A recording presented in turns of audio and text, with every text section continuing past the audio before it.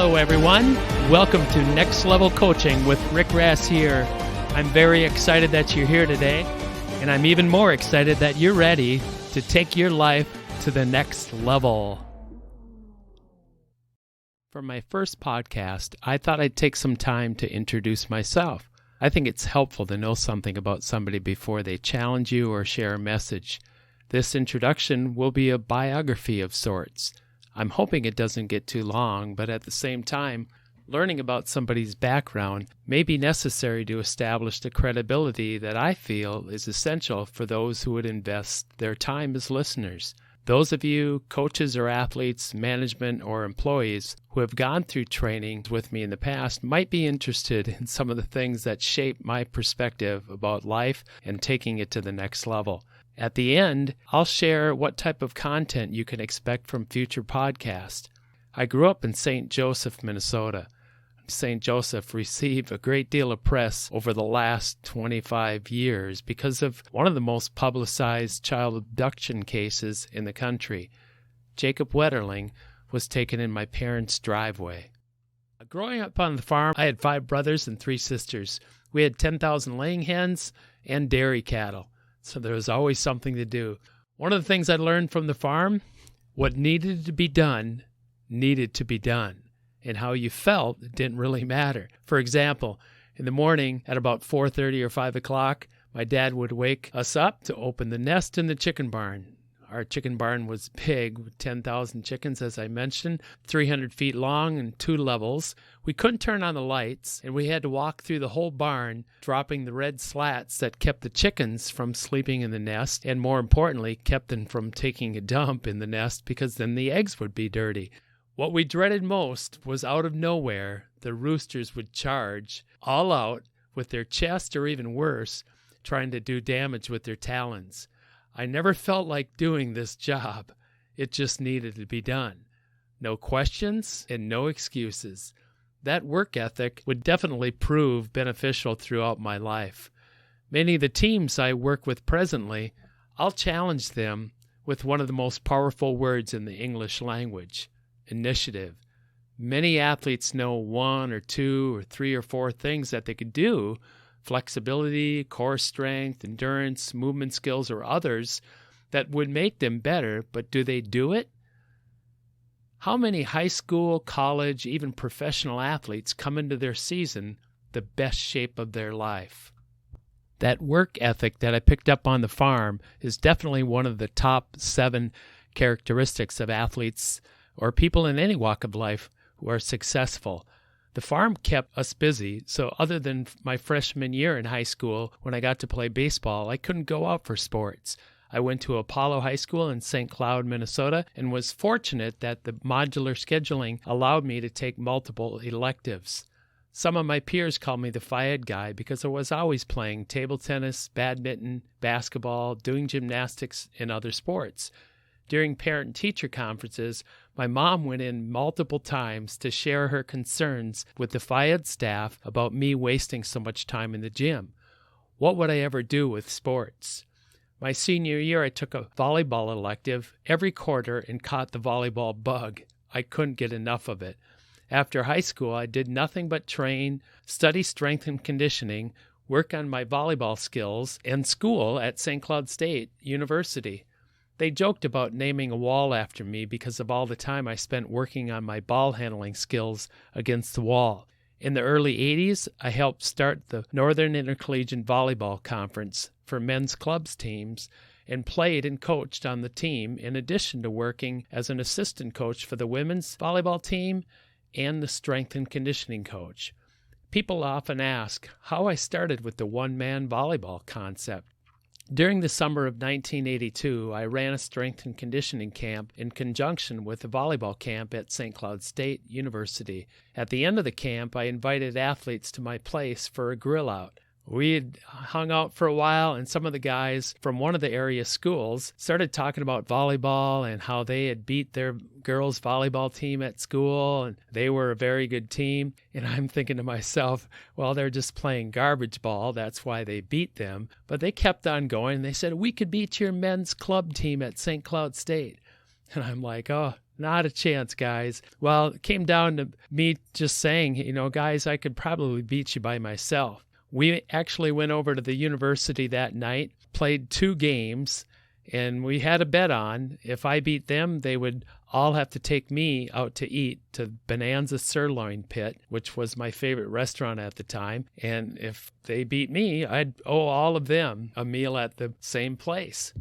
It was kind of the beginning of what I thought was going to be the last time, but opportunities just kept on popping up. After graduating from St. Cloud State, I started a job as a personal trainer at a large health club in Minneapolis. I bought a brand new Honda CRX and put 7 miles on it before I was rear-ended at a stoplight, and the car was totaled. I had glass embedded in my head, in my face, and my chest was almost crushed. Technically, I'm 10 to 15% disabled in my neck and my back. At the time, volleyball was my life, and it took that accident for me to realize how much of my self-esteem was based on who I was as a volleyball player, and it was ugly. After recovery from the accident, I decided to take some time off and not play again unless I could play for the right reasons. I would have never guessed what was in store. When I came back to the sport, I competed in many tournaments with teams around the states and did some tours outside the country. One of my favorite trips was a trip to South America with a USA Athletes in Action men's volleyball team. I learned a ton on that trip about the game, and it would definitely be applied in the future. In my heart, I knew volleyball was going to be a tool, but had no idea really how. In 1986, I received a call from a friend of mine in Fort Hope, Ontario. Bill knew about my volleyball background and that I was involved in youth ministry. He inquired about getting a team together to come to Fort Hope for a week of outreach. They played hockey in the winter and volleyball in the summer. Bill was looking for anything that could make a positive impact. I told him that the volleyball players who I knew might be interested, but all had full-time jobs and be difficult to get time off and to coordinate our schedules. When I mentioned that I could come by myself, he thought I was kidding. It took several stories about opportunities that I had had as a one-man volleyball team to convince him that it was even possible. Both of us were excited about the idea, but the biggest roadblock was finances. The only way in to Fort Hope was to fly in with a small aircraft, and it wasn't cheap. Before we ended our conversation, we agreed that if it was meant to be, it would work out. Well, not more than 5 minutes after I hung up with Bill, there was a knock at my door. Pat said he was in the neighborhood and thought he would stop by. We talked for a while, and then he asked about the youth work I was doing in the area. After I told him, he asked me if there was anything else that was going on. I told him a little bit about the possibilities of going to Fort Hope for an outreach, and he asked if he could support the trip financially. I just thought, wow. He wrote a check out for the travel expenses, and I was on my way to Fort Hope 2 weeks later. God works in amazing ways. When I got there, I was very excited, but also realized it wasn't going to be easy. Fort Hope was a village where alcohol and other drug use and the suicide rate were out of control. Bill had done some work to promote the events. I would be playing against the community's best volleyball players, followed by a message. The first night, only a handful of people showed up, and those who were there, for the most part, were only the people that helped arrange the event. The second night's attendance was more promising, even though it really wasn't about the numbers. If a few lives could be changed, it would be worth it. On the third night and the fourth night, it was crazy to see nearly the whole community coming down to watch the volleyball and hear the message of hope. I was blown away. The next morning, after a workout, I was relaxing, stretching out in the sun, having a great quiet time. In thinking about the response to the event, I was overwhelmed with emotion. I realized what a powerful platform volleyball would be to challenge people to make good choices and take their lives to the next level. Without any marketing, the word spread, and I couldn't keep up with all the requests in the Midwest. After some features on news channels, I was traveling all over the country, playing teams by myself in a school assembly format. The one-man volleyball team format was just a vehicle to share a drug-free motivational message. My story was unique compared to others who shared a drug-free message in schools. Many speakers told students not to make the same mistake they had. I, however, had never had a drink or used other drugs and encouraged students to make the best choice, which was to never use. What influenced me? Well, I played saxophone in bands through high school and college on Friday and Saturday nights. On one particular night during my sophomore year in high school, we were playing at a large ballroom with several wedding parties in attendance. At about 11:55 p.m., I was looking forward to midnight because with this particular band, we always played the 50s version of Rock Around the Clock. 1, 2, 3 o'clock, 4 o'clock rock. I had an improv solo and I loved to jam. However, right before the start of that song, a fight broke out right in front of the stage. How did it start? Well, everybody in the wedding party was trashed. The bride was dancing with another guy from the wedding party, and the groom apparently didn't like that too much. He walked up and then loaded on his newlywed wife. One punch, and she was knocked out on the floor. It was nasty. The cops came and shut the place down after the big fight. I remember thinking to myself, I am never going to drink, and I never did. I was grateful for the opportunities in school assemblies to share a positive message and make an impact. Talking to students after school assemblies was a highlight, or hearing from them later on in some way. Feedback that came from either emails or letters was so encouraging. I received a letter from a student in Somerset, Wisconsin, who wrote that she had planned on committing suicide after school that day, but instead of following through, she decided to write me instead and let me know how my message had changed her perspective about life. I didn't play volleyball to play volleyball. I played volleyball to challenge and encourage young people. The volleyball experience, however, provided such a great experience for me to learn so much about the keys to a higher level of performance. I never went into it thinking about winning or losing. In fact, over the years, many people have asked, "You've played thousands of games without losing? How did you do it?" Sometimes I would jokingly say, I scored more points than the other team. Most of the time, I would say that I didn't lose because I didn't care if I did. Fear is a huge inhibitor. The fear of losing is one of the greatest inhibitors in athletic performance. So many athletes lose their timing, rhythm, their ability to read, anticipate, and react when they are overly concerned about winning or losing. They get tense, they get tight, they lose their ability to focus. I'll do another podcast completely devoted to fear and some other obstacles that keep people from taking it to the next level. The hours and hours that I spent training and conditioning, working on my skills, and the experience competing in volleyball provided such a great experience for me and really would equip me for what I would be doing with athletic teams in the future. I really needed to make the most of my abilities. Many people expected me to be 6'6", and when I would show up, they'd look at me, I'm 5'11", and they think, "You're the one-man volleyball team?" Since I didn't have a coach, I learned a ton about goal setting and making the most out of practice and training. Many athletes have no problem setting long-term goals. It is often the process that is overlooked. They want to win, but they have no idea what level of performance they're striving for. How good do they want to be at what they do? What does it look like? Another podcast specifically deal with process-oriented goals. But the foundation of my philosophy about success and motivation are based on the principles I've learned in my own training. It wasn't about winning. It was always about getting better, studying the game, and looking for those little details and then making adjustments in order to level up. I encountered the frustration that is inevitable if you're going to take anything to the next level. And in the process, I learned about positive self-talk, confidence, and mental toughness.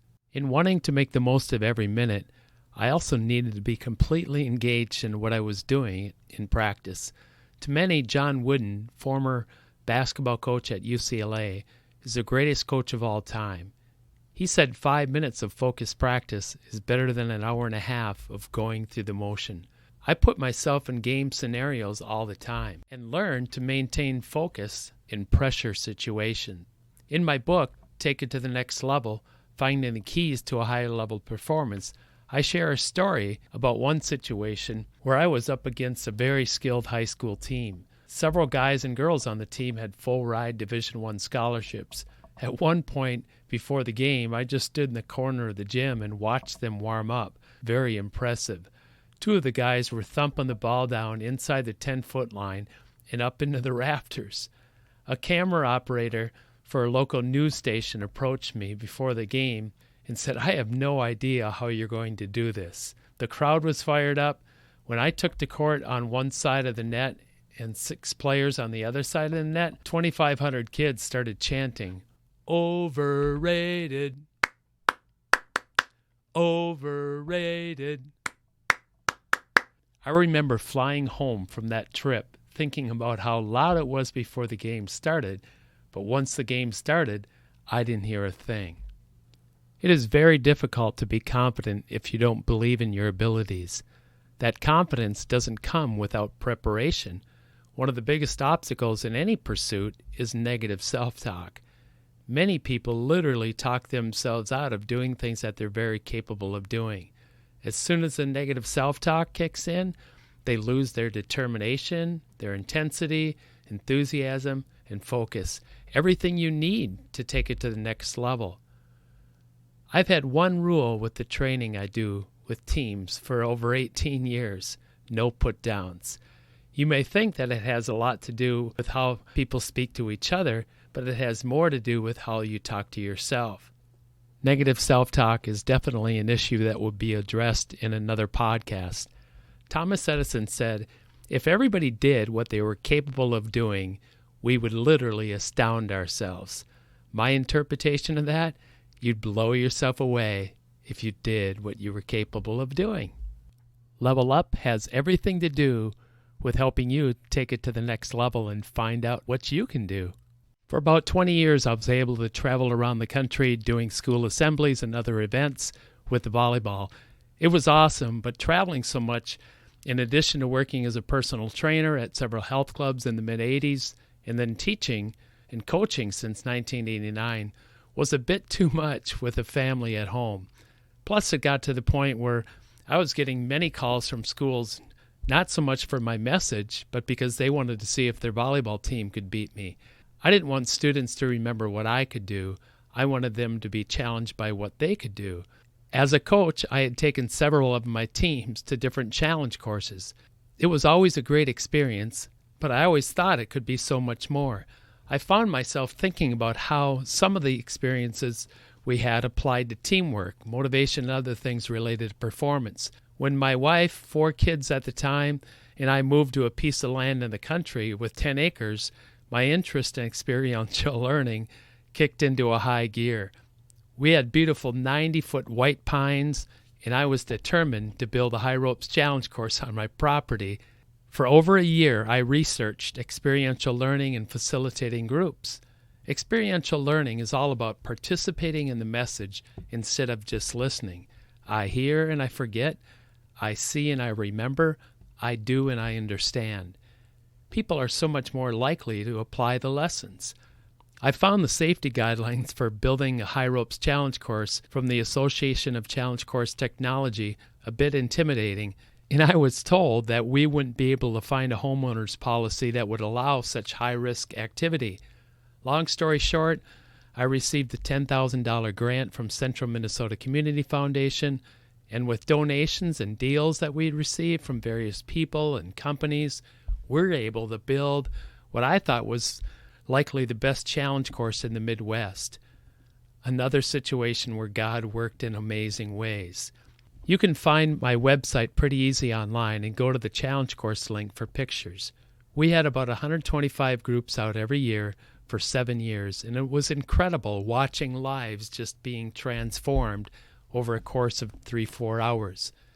Many of the coaches, advisors, and managers said that the biggest impact, however, was made with the challenges I did on the ground. In other words, low elements. It wasn't an easy decision, but I wasn't going to miss the maintenance, dealing with the weather, and trying to reschedule, staffing issues, insurance costs, etc. It would be more cost-effective for everyone for me to go to their site since teams no longer had to deal with transportation. The teamwork, motivation, performance training I do now typically is about 2.5, 3 hours long. It's like team building on steroids. It's about motivation, communication, leadership, goal-setting skills, dealing with frustration, setbacks, mental toughness, developing confidence, focus, and finding other keys to a higher level of performance. No one has more fun than me, and knowing it makes a difference makes it even better. I love surpassing people's expectations of what the training would be like. I remember working with a college football team last year, and when I went to the facility, some of the guys didn't know who I was, and out in the hallway out in front of the gym, I heard the conversation of a few guys saying, 2.5 hours? What are we going to do for 2.5 hours? I know I probably should not have favorites, but definitely one of the tops is the University of Minnesota Gopher men's gymnastics team. Initially, when I spoke to Coach Burns 7 years ago, he said the guys were a little skeptical. They didn't really know what we would be doing for team building, and I think oftentimes guys will think that we're going to sit around in a circle, hold hands, and sing Kumbaya for 2.5 hours. Once we get going, it's pretty obvious that they get fired up and engaged in the activities. And then following up with debriefing about what they learn, what they experience, how it applies to them, it makes for a pretty powerful experience and probably why so many coaches have me back multiple times. When I work with the team, I take into account the objectives, concerns, or issues that coaches may have for their team. And then I pick from over 150 different activities. I take a lot of pride in planning a training agenda that will match any specific objectives for the training. I think one of the reasons I'm so passionate about what I do is because I'm living the message. I wouldn't be doing what I was doing unless I was doing it myself. When I turned 50, I had played volleyball for 34 years, and I thought, gosh, all the work that I'm doing with athletic teams, challenging them to go to the next level, I want to take another sport to the next level. When I saw freestyle kayaking, I knew that was it, and I haven't looked back since. It's pretty hard to give a good description of what freestyle kayaking is, other than it's really like gymnastics on the water.